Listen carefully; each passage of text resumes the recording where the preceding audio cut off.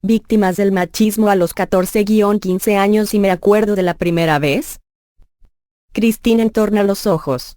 Aún medio cerrados siguen siendo grandes, marrones y brillantes. No sé. Empezó poco a poco. ¿Tirones de pelo alguna vez? Empujones. Una tarde que estábamos en un parque se enfadó y empezó a pegarme puñetazos en los brazos y en la tripa. Luego se puso a llorar. Me asusté tanto. Y me sentí tan mal por verle así que... Relata.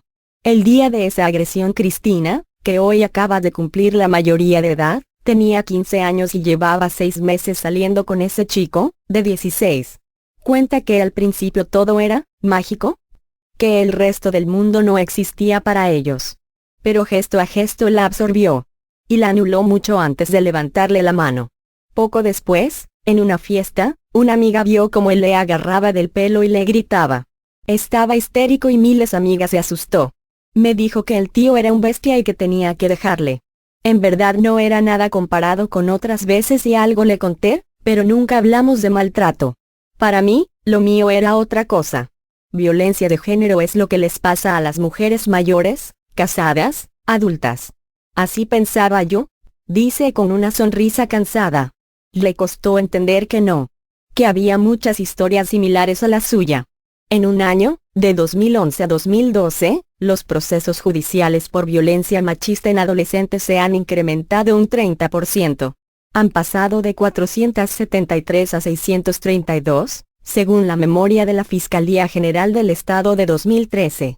Son los primeros datos claros y tangibles de este delito en menores. Antes de esas fechas se recogían como violencia intrafamiliar. Aunque los expertos avisan de que la cifra es solo una migaja de realidad, la que llega a los tribunales. Muchas familias no denuncian lo que les ocurre a las chicas. Otras no llegan a identificar la situación de maltrato. Como A, de 14 años, que hace 10 días fue asesinada a puñaladas por su exnovio, de 18 años, en su casa de Tàrrega, Cataluña. Ni la adolescente ni su familia habían denunciado al joven que terminó con su vida. La chica, que había roto con él hacía 2 semanas, es la víctima mortal más joven de la violencia de género de este año, en el que los asesinos machistas han cegado la vida de 39 mujeres. Desde que se empezaron a contabilizar las víctimas mortales del sexismo, en 2004, se han registrado 2 casos en menores. El de A y el de Almudena, que murió hace justo un año en el Salobral, Albacete, asesinada a tiros por el hombre de 40 con el que mantuvo una relación. El novio de Alicia le rompió una pierna a patadas. Estuvo con el de los 14 a los 19. Son 2 muestras extremas. Pero psicólogos, educadores y juristas resaltan que se están detectando, y produciendo, comportamientos y agresiones machistas a edades cada vez más tempranas. En los jóvenes se reproducen roles que creíamos superados. Patrones en los que el chico es el dominante y ejerce esa dominación a través del control, y la chica adopta una actitud sumisa o complaciente. Describe Susana Martínez, presidenta de la Comisión de Estudio de Malos Tratos a Mujeres. Muchas de esas relaciones siguen basándose en el esquema tradicional del amor romántico en el que el hombre es fuerte y la mujer débil, dependiente, necesitada de protección. Como en el cuento de la princesa que necesita que el príncipe la salve. Esas pautas, llevadas al extremo, pueden derivar en conductas violentas, pero aunque no lleguen a ello, esas relaciones están impidiendo que las chicas se desarrollen como agentes activos de la sociedad. Apunta Ana Bella Hernández, que preside una fundación de mujeres supervivientes a la violencia de género que lleva su nombre. Alicia se adentró en ese cuento de princesas cuando tenía 14 años y empezó a salir con su primer novio, de 16. Recuerda que se sentía enamorada hasta el tuétano y que, aunque casi desde el principio él tenía enormes arrebatos de celos, no lo vio mal. Me sentía incluso halagada. Lo tomaba como si fuera Miles caballero andante que estaba celoso porque me quería mucho. Cuenta. Esta joven rubia, de ojos ambarinos y gesto risueño, prefiere no dar su nombre real. Cuenta que por aquel entonces su vida era él. Se escapaba de casa para verle, faltaba a clase. Con las semanas y los meses esos arrebatos de celos que acababan en discusiones e insultos dieron paso a los empujones, los escupitajos. También a la violencia sexual, muchas veces invisible en las estadísticas o en los estudios. Estuvieron juntos hasta que ella cumplió 19. Ahora tiene 24. Los episodios de violencia se sucedían. Pero ocurría, él me pedía perdón y yo le disculpaba. Incluso me llegaba a sentir culpable por haberle provocado, por haber hecho que se alterara de esa forma. Yo le amaba. O al menos eso creía, cuenta Alicia. Una noche, a la salida de una discoteca, él le dio una paliza. La emprendió a patadas con la chica, le rompió una pierna y le provocó una lesión en el cuello. Una amiga me llevó al hospital, me escayolaron y me tuvieron que poner un collarín, relata. Cuando llegó a casa y le contó a su madre la verdad, la mujer sufrió una conmoción. No sabía nada. Él era mi lesbida y al inicio pensé que los celos probaban su amor. Cuenta Alicia. La espiral de violencia había ido devorando a Alicia, poco a poco, sin que se diera cuenta. El entorno social y los propios jóvenes aún justifican determinadas actitudes sexistas. Como que los celos son una expresión del amor. Una afirmación con la que están de acuerdo el 33,5% de los chicos y el 29,3% de las menores. O que para tener una buena relación de pareja es deseable que la mujer evite llevar la contraria al hombre, como piensan el 12,2% de ellos y el 5,8% de ellas, según un estudio de 2010 sobre violencia de género en adolescentes encargado por el anterior gobierno socialista. Ese documento, elaborado por investigadores de la Universidad Complutense, se podrá comparar con el estudio que publicará en las próximas semanas el Ministerio de Sanidad, Servicios Sociales e Igualdad. El nuevo informe, que se basa en las conclusiones de las entrevistas a 8.000 jóvenes, y que aún está en proceso de análisis, confirma que los adolescentes inician las relaciones sentimentales cada vez antes, la edad media está en 13 años, y que son muy permeables a los estereotipos machistas que ven en casa, pero también a través del cine, la televisión, la música, la literatura. Esos noviazgos tempranos no tienen por qué ser nocivos, explica Virginia Sánchez, profesora de Psicología Evolutiva de la Universidad de Sevilla. Tampoco conducir a situaciones violentas. Es positivo que los menores amplíen sus relaciones afectivas a través de esos vínculos, cree. Siempre y cuando la relación sea equilibrada en edad y basada en el respeto. Sin embargo, reconoce Sánchez, las relaciones entre los menores son cada vez más agresivas. Hay mucha violencia verbal mutua que, si no se ataja, puede derivar en comportamientos más graves cuando se establecen los patrones de dominio y sumisión. Abunda.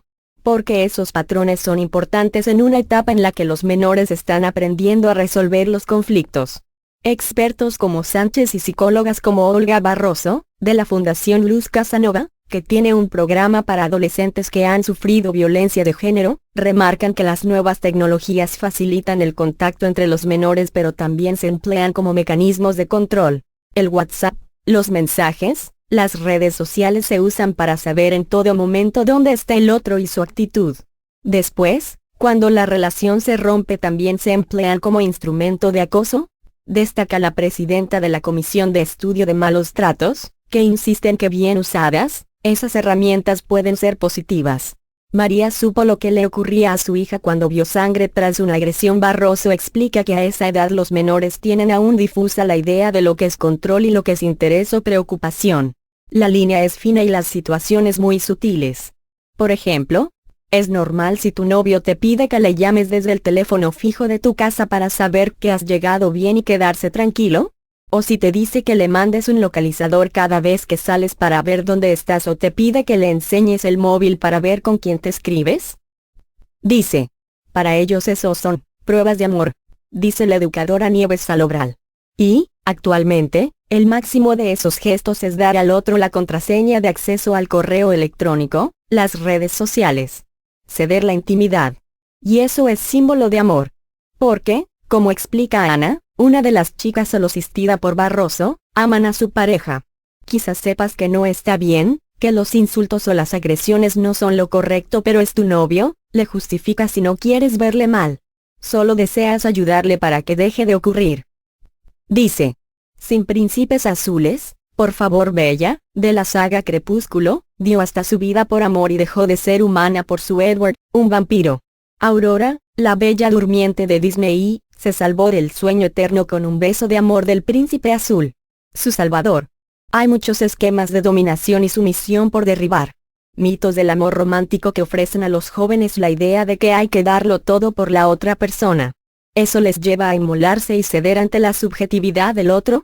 Explica la educadora Nieves Salobral. Da talleres en institutos de Madrid en los que analiza películas y canciones para identificar estereotipos sexistas. Salobral cuenta que los menores, aunque se saben la teoría y conocen el fenómeno de la violencia de género, suelen identificarla solo cuando es física. Para atajar el problema, dicen los expertos, la prevención es clave. Inmaculada Montalbán, presidenta del Observatorio de Violencia de Género del Consejo General del Poder Judicial, insiste en que solo a través de la educación de los más jóvenes se puede interrumpir la asunción de comportamientos machistas y romper la cadena de violencia. Jesús Casas, subdirector del Instituto de la Mujer, asegura que el gobierno avanza hacia ese modelo. Es fundamental la educación en igualdad de toda la sociedad, pero más de las personas que aún se están formando, dice. Y en esa línea va el programa Plurales, iniciado recientemente, que busca analizar los comportamientos de la comunidad educativa para destacar e implantar un catálogo de buenas prácticas. También, enumera, el gobierno ha aprobado un nuevo título superior, el de Técnico Superior en Promoción de Igualdad de Género. Elementos positivos para Montalbán que, sin embargo, se muestra preocupada por la desaparición, con la Ley Wert, de Educación para la Ciudadanía, asignatura en la que estos valores tenían un peso específico. Pero sigue ocurriendo. Y muchas menores, como al principio hizo Cris, se niegan a cortar con la relación, y la mantienen a pesar de la oposición de sus amigos o familias. María B. cuenta con un hilo de voz que ha detectado que su hija, Gemma, sigue en contacto con el chico con el que salía hasta hace unos meses. La chica, de 16 años, recibe ayuda psicológica desde que su familia detectó que sufría malos tratos por parte de su novio, el chico que hasta entonces les parecía modélico y con el que estaba desde los 14. Al principio, cuando empezaron a salir me pareció hasta bien. El chico era muy educado, yo conocía a los padres. Recuerda.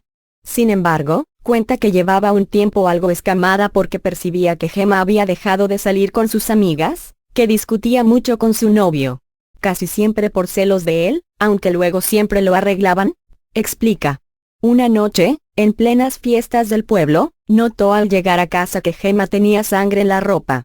Estaba muy nerviosa. Parecía que había discutido con el chico y que él se había ido. Yo sabía que algo había pasado, pero mi hija solo me repetía que había que localizarle, que tenía miedo de que le hubiera pasado algo. Le llamó al móvil. Le preguntó y el adolescente reconoció que había pegado a Gemma. El mundo de María se derrumbó. No sabía qué hacer ni a quién recurrir. Habló con los padres del chico y buscó ayuda para su hija. No lo denuncié porque los dos son menores y la familia de él se ha involucrado, pero llegué a plantearme si estaba exagerando. Si no sería solo cosa de chiquillos. Pero no. Y me alegró de haber actuado, dice. A pesar de todo, admite entre sollozos que se siente culpable por no haberlo sabido antes. Por haber acogido al chico en su casa. Por no haber advertido más a su hija la primera vez que ella le mencionó el asunto de los celos. Gemma está ahora recibiendo el tratamiento que a Laura, nombre supuesto, le costó años solicitar. Ayuda y apoyo sin los cuales, aunque la relación de violencia haya acabado, la pauta puede repetirse con otras parejas.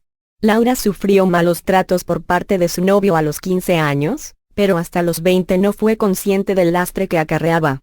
Una mochila de sumisión que, sin llegar a las agresiones, la llevaba a escoger a chicos autoritarios y dominantes. También la situación que vivía en casa, donde también sufría abusos, jugó un importante papel. Eso me empujó a los brazos de ese chico que yo veía como Miles protector. Al principio me sentía genial, después... Cuenta. Después, siguiendo el patrón de la mayoría de casos de violencia de género, llegaron los golpes. En el caso de Laura fueron los padres de él quienes abrieron los ojos.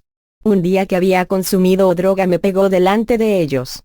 Se montó una pelea tan tremenda que él llegó a pegar a sus padres, relata Laura. La chica les contó entonces lo que ocurría y ellos la animaron a denunciar. No lo hizo por miedo a su propia familia. Sin embargo, los padres del chico sí le denunciaron por agresión hacia ellos. Y eso destapó que el joven tenía otras causas pendientes de robo con violencia. Fue condenado a 2 años de cárcel. Laura no le volvió a ver. Ahora se dedica a la formación de profesionales sanitarios. Además, Como Alicia, aún acude a los grupos de terapia para jóvenes, a las que explica su historia. ¿A esa edad no te identificas como víctima de maltrato?, dice Alicia. ¿Y si lo haces, Creana, cuesta dar el paso y contarlo? No quieres que a él le pase nada y tampoco quieres que tu familia sufra. ¿Es complicado? Eso fue lo que le ocurrió a ella, hasta que él la agredió en plena calle. Insisten que tenía toda la información, la ayuda y la confianza de sus padres. Alicia y Laura, sin embargo, creen que su historia sí se hubiera evitado con prevención. Una opinión similar a la de los expertos, que alertan de que falta educación afectiva y en igualdad en los colegios. También más implicación social de las familias. En definitiva, conocimiento para derribar los comportamientos y actitudes sexistas que se perpetúan en el siglo XXI, para desechar la idea de que los celos son el no va más del amor, para aprender a identificar esos primeros signos que conducen a la espiral de la violencia machista.